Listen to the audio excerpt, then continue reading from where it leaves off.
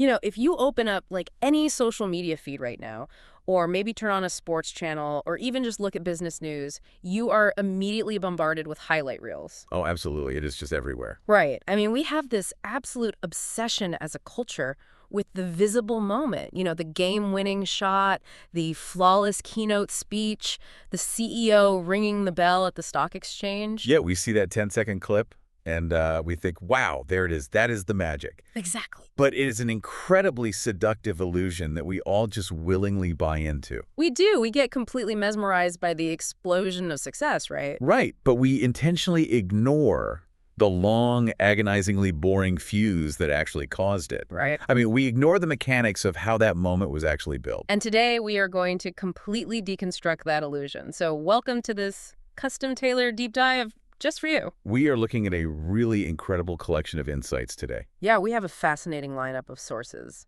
We do, ranging from Hall of Fame coaches like Tony Dungy to strategists like Robert Greene and philosophers like Anthony DeMello. And even some great coaching quotes woven in there. Exactly. And while they all come from wildly different disciplines, they are all mapping the exact same territory.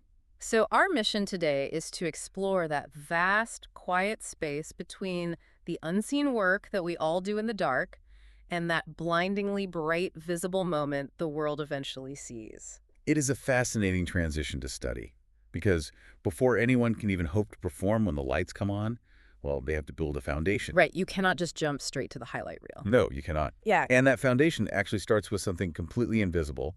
It starts with the qualities of the people you choose to surround yourself with. Okay, so it starts with character. Exactly. Tony Dungy, the legendary football coach, actually frames this by looking way back to the biblical relationship between Jonathan and David in 1 Samuel. Which is, a pretty interesting starting point for an NFL coach. It is, yeah.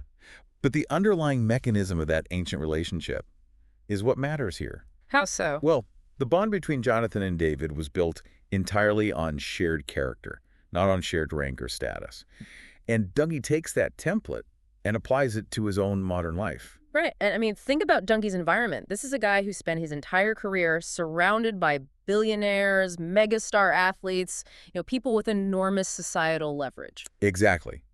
Yet the friendships that actually shaped him did not come from those VIP rooms or luxury suites. They came from the Fellowship of Christian Athletes coaching camps. Yes, and exactly why that happens is the really interesting part. Dougie points out that at these specific camps, status completely vanishes. Everyone's just wearing sweatpants and a t-shirt. Right, just sweating in the same gym. He noted that you would not be able to tell who was a multi-million-dollar head coach and who was a high school assistant simply by listening to their conversations. Because the visible markers of success are just stripped away. Exactly. The tailored suits, the entourage, the title, it is all just gone.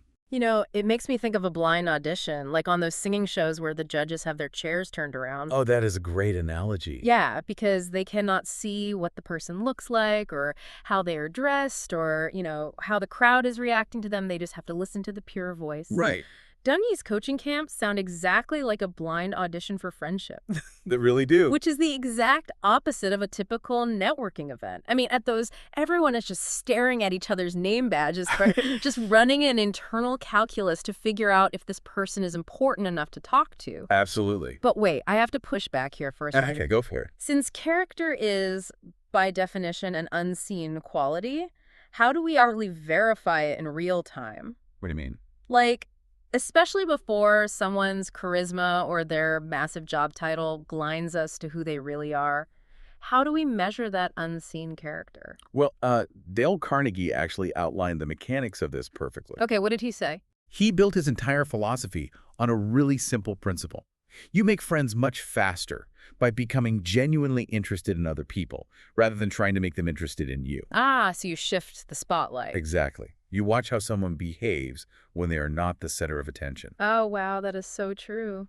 Character reveals itself in the mechanics of ordinary conversation. Like, are they listening to understand, or are they just waiting for their turn to speak? Right, so true friendship in this framework is simply character recognizing character over time. Exactly. It is a sustained attention paid to who someone is beneath their title. Okay, so you find your people, you build this unseen foundation of character, and you insulate yourself from the noise of status. Right. But eventually, that quiet discipline has to translate into physical action in the real world.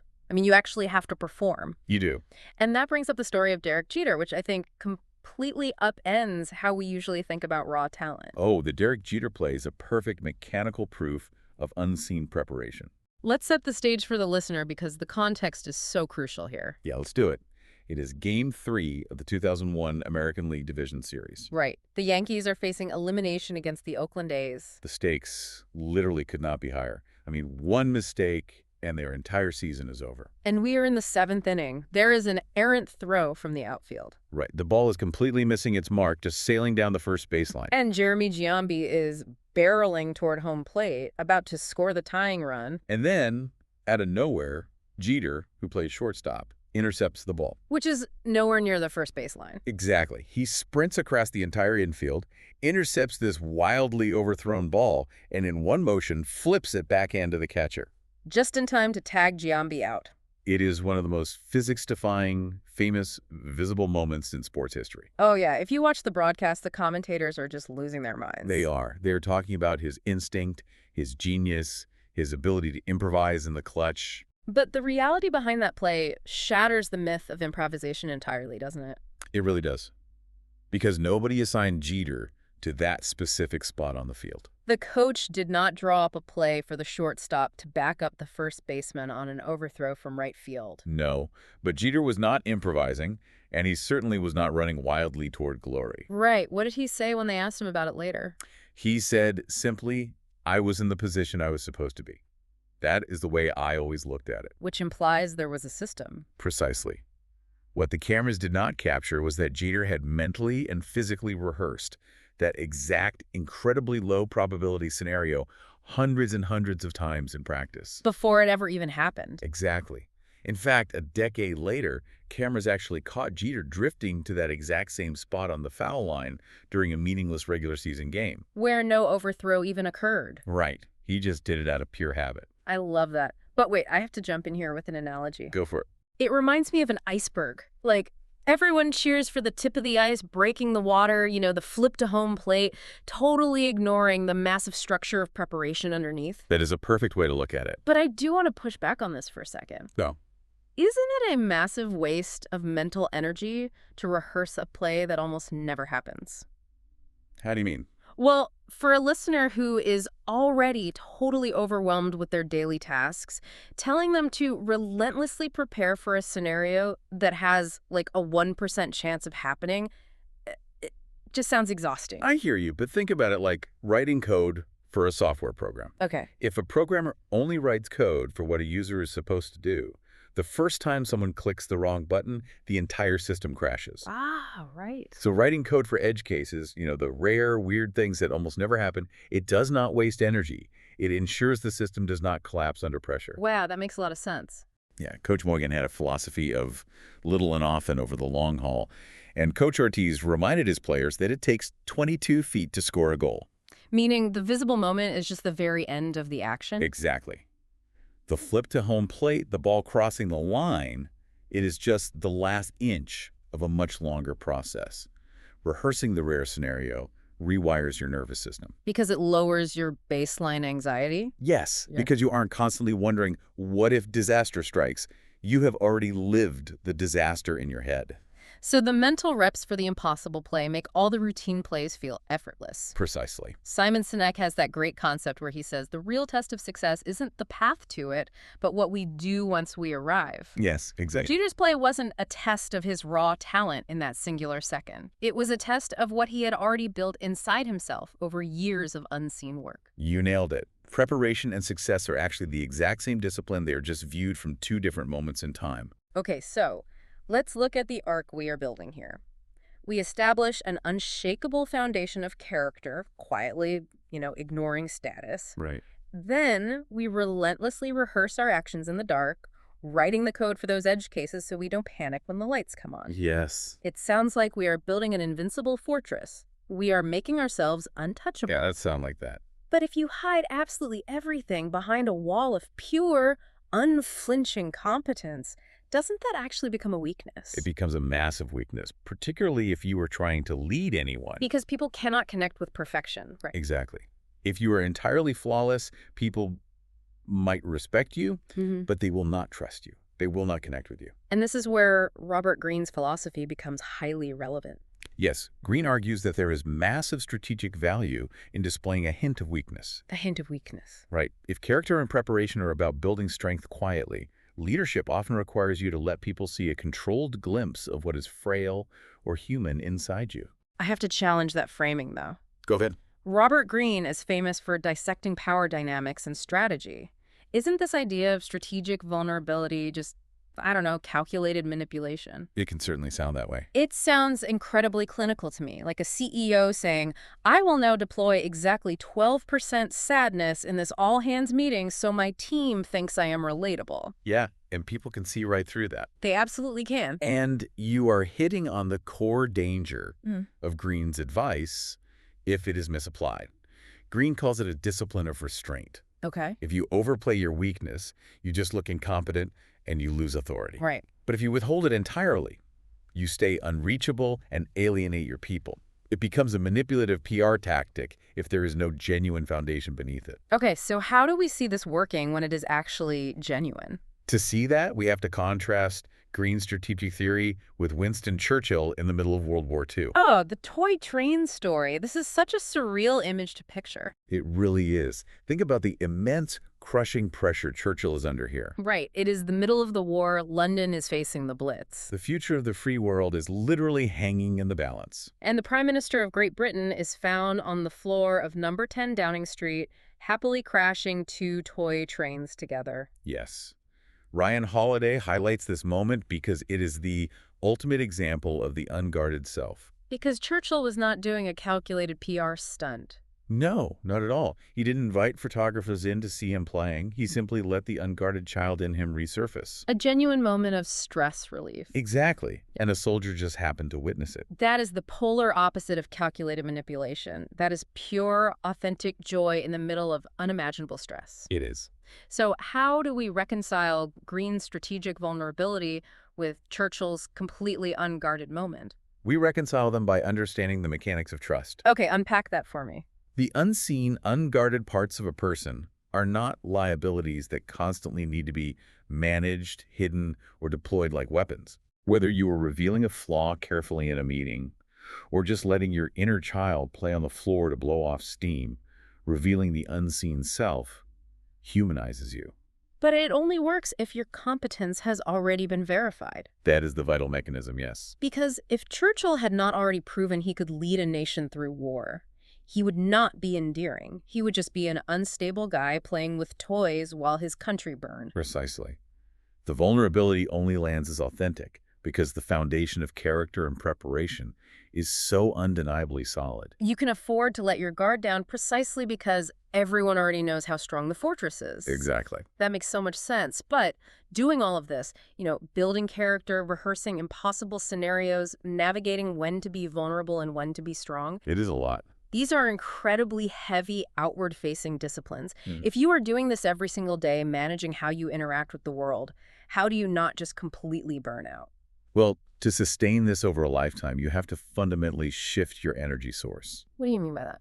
You have to stop seeking external validation and start recognizing your own internal condition. Because if you rely on the crowd's applause, you eventually run out of gas. Or your mentor's approval, yes. And Anthony DeMello has a beautiful, very poignant parable that maps the psychology of this shift. The story of the dying master and the disciple. Yes. In the parable, a devoted disciple is sitting at the bedside of his dying master, weeping uncontrollably. Because he feels he is losing his ultimate guide. Right, the source of all his wisdom. He literally calls the master the light of my life. And the dying master looks at him probably a bit frustrated. Very likely. And he delivers this paradigm-shifting line. He says, "Have I so dazzled you, my son, that you still refuse to see the light in you?" That is just a phenomenal question. It really hits hard. It is like a person navigating a complex wilderness by solely relying on someone else's GPS, constantly borrowing their battery pack, totally unaware they actually know how to read the stars themselves. Yes. They just haven't bothered to look up. But in a culture that is utterly obsessed with finding mentors, following gurus, buying master classes from experts, how do we practically own our light without crossing the line into pure arrogance? That is the tricky part, isn't it? Right. How do we say, I have the light without thinking we don't need anyone to teach us anything. It comes down to the difference between internal responsibility and external comparison. Okay, explain that difference. Arrogance is an external comparison. It is believing your light is brighter than someone else's, or that you know more than them. Got it. Owning your light, as DeMello means it, is entirely internal. It is taking full responsibility for your own inner condition. So the master's ultimate goal wasn't to create a dependent follower. Exactly. It was to reveal the disciple's autonomy. The discipline and the character you are seeking were never on loan from your heroes. Mentors can point you in the right direction, but the engine that actually drives you forward has to be your own. Beautifully said. Taking responsibility for your inner condition. You know, that ties perfectly into Joseph Pilates. Oh, absolutely. We usually think of Pilates purely in terms of physical fitness, but his quote in these readings reframes vitality as an inner psychological condition. Yes. He said that being supple at 60 makes you younger than being stiff at 30.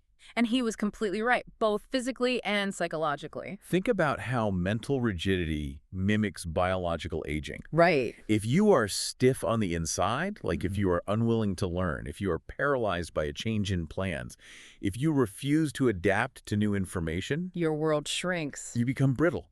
And when a brittle object meets resistance, it snaps. But if you maintain inner suppleness, neuroplasticity, adaptability, the willingness to be wrong. Yes, then you can absorb immense pressure without breaking. That suppleness is the literal manifestation of carrying your own light. It's the resilience to keep going. Which actually brings us to Robert Frost. Yes, Frost. He famously said he could summarize everything he's learned about life in 3 words. It goes on. It goes on. That is the ultimate stoic reality. Even when the unseen work feels incredibly heavy. Even when you have done all the mental reps and the situation still goes sideways. Even when nobody is watching and that visible moment of reward seems like it is never going to arrive. The world does not stop. You still have to wake up and do the mechanics again. You show up to do the unglamorous repetition.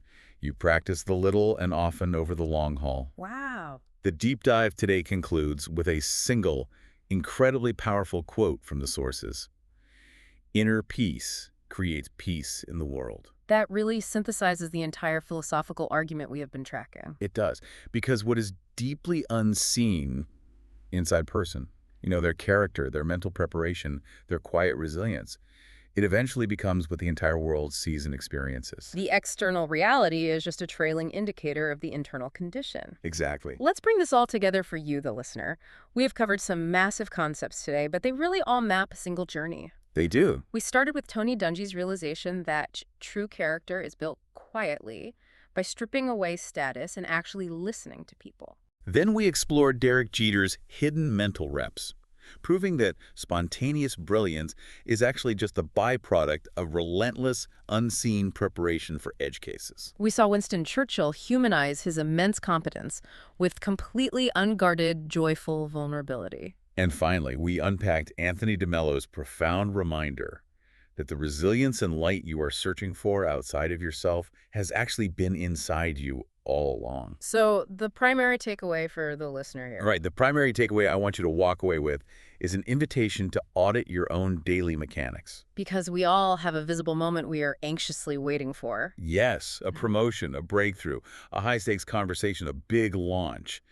But the success of that future moment depends entirely on the quiet, incredibly unglamorous things you are choosing to do today in the dark when absolutely no one is watching. So before you go out there trying to manufacture your next highlight reel, I want to leave you with a final thought to mull over. Oh, this is a good one. Think about the next major, high-stakes, visible moment you're stressing out about in your life right now. You know the one. Now ask yourself, what is one completely unseen, seemingly unrelated, and purely joyful habit, your own personal version of crashing toy trains on the floor that you could start today? I love that. Because that quiet, hidden joy might accidentally be the exact preparation you need to stay grounded when your massive moment finally arrives. Keep doing the unseen work. We will catch you next time.